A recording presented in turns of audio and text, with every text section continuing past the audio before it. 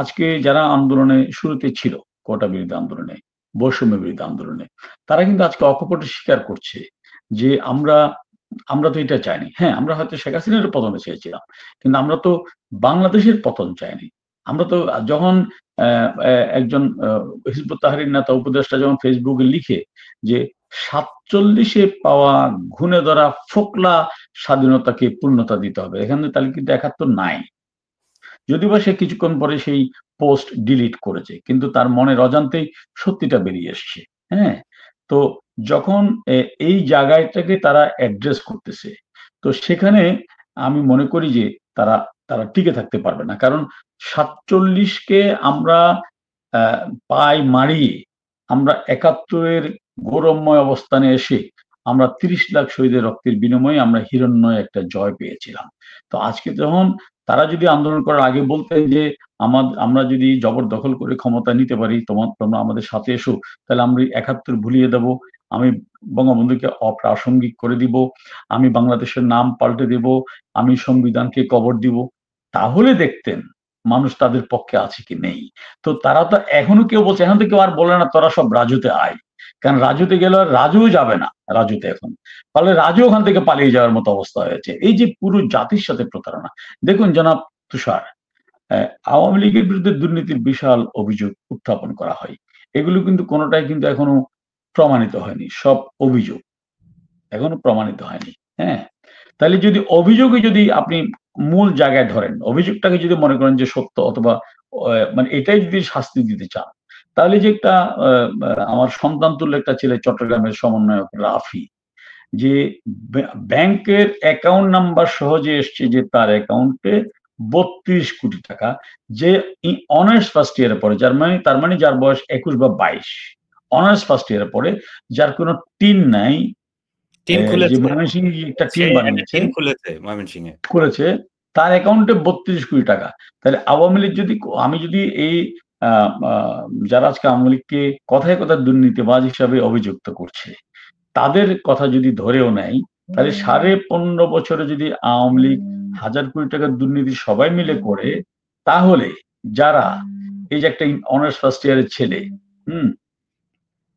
Honours first ইয়ারের যে ছেলেটা এই ৫ মাসেই তার অ্যাকাউন্টে ৩২ কোটি টাকা, এই রেকর্ড তো করতে বোধহয় আওয়ামী লীগের বা বাংলাদেশের যে কোনো রাজনৈতিক দলের ১৫০০ বছর ক্ষমতা থাকতে হবে আমার মনে হয়। তো মানুষকে আজকে এগুলি নিয়েও ভাবতে হবে।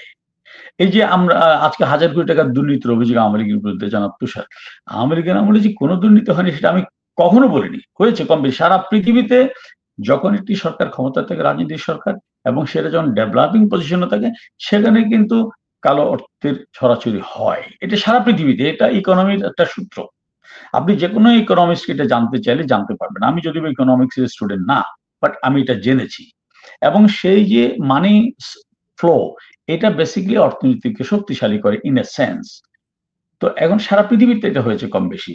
তো সেখানে দাঁড়িয়ে আপনার এটাও তো সত্য যে আওয়ামী লীগ ১৫.৫ বছর ক্ষমতায় ছিল। আওয়ামী লীগ কিন্তু একবারও দুর্নীতিতে বিশ্ব চ্যাম্পিয়ন হয়নি।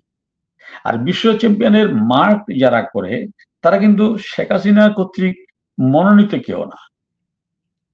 এটা এটা জার্মানির একটা প্রতিষ্ঠান। ওরা শেখ হাসিনার বেতনভুক্তও না, আওয়ামী লীগের বেতনভুক্তও না। তো কিন্তু আওয়ামী লীগ একবারও কিন্তু বিশ্ব চ্যাম্পিয়ন হয়নি। বাট এই যেটা বলছিলাম যে কোনো না কোনো ব্যর্থতা আমাদের ছিল, যে কারণে আমরা এগুলো অ্যাড্রেস করতে পারিনি, অথবা আমরা মানুষকে সেটা কনভিন্স করতে পারিনি। এই না পারাটা কিন্তু একটা রাজনৈতিক ব্যর্থতা, এটা স্বীকার করতে আমার কোনো দ্বিধা নেই ব্যক্তিগতভাবে। তো সুতরাং আমি যেটা মনে করি যে, যে অভিযোগগুলো তারা করছেন, আজকে যারা এই কথাগুলো বলছেন, তারা এখন আবার নতুন করে বলুক না যে আমরা আবার আন্দোলন ডাকবো শেখ হাসিনার বিরুদ্ধে, আমরা শেখ হাসিনাকে পতন ঘটাতে পারলে আমরা এই জিনিসগুলো করব। আমরা বঙ্গবন্ধুকে অপ্রাসঙ্গিক বলবো, আমরা বলবো ৭১ না ৪৭ ঘুণে ধরা পোকলা স্বাধীনতাকে আমরা পূর্ণতা দিব, অর্থাৎ পাকিস্তানকে আমরা শক্তিশালী করব। যে জন্য আমরা দেখছি গত ২ দিন আগে বাংলাদেশের একটা শক্তিশালী সামরিক টিম পাকিস্তানে গিয়েছে। পাকিস্তানের পররাষ্ট্রমন্ত্রী বলছে বাংলাদেশ আমার হারিয়ে যাওয়া ভাই। আরে ভাই, যখন আপনার ভাই ছিলাম ৪৭ থেকে ৭১, তখন তো ভাইয়ের সৎ ভাইয়ের মতো আচরণও করেন নাই। আর আমি সবসময় একটা কথা বলে এসছি, এক জাতি মুসলমান একটা ধর্মীয় আবরণে কোন একটা দেশ হতে পারে না। ধর্মীয় আবরণে যদি ধর্মীয় লেবাসে যদি একটা দেশ হয় তাহলে মধ্যপ্রাচ্যের সবগুলো দেশ হচ্ছে 98% মুসলিম অধ্যুষিত। সেখানে কেন Saudi Arab, Bahrain, Iraq, UAE, Iran, Oman এতগুলো রাষ্ট্র কেন? সব মিলিত একটা রাষ্ট্র হতে পারে। আর আমি মুসলমান, তুমিও মুসলমান, সে কারণে পশ্চিম পাকিস্তান এবং পূর্ব পাকিস্তান যদি একটি রাষ্ট্র হয়, তাহলে ভাই আমি পূর্ব পাকিস্তান কেন হব? আমি পূর্ব সৌদি আরব হই, ডাইরেক্ট যেখান থেকে ইসলাম আসছে সেটা হই, এটাতে বেটার ছিল। বাট সেখানেও আমাদের তৎকালীন রাজনৈতিক নেতৃবৃন্দের হয়তো কিছু ব্যর্থতা ছিল। সেই ব্যর্থতার মাসুল আমাদের দিতে হয়েছে 1971 সালে 30 লাখ শহীদের রক্তের বিনিময়ে বাংলাদেশটাকে স্বাধীন করে।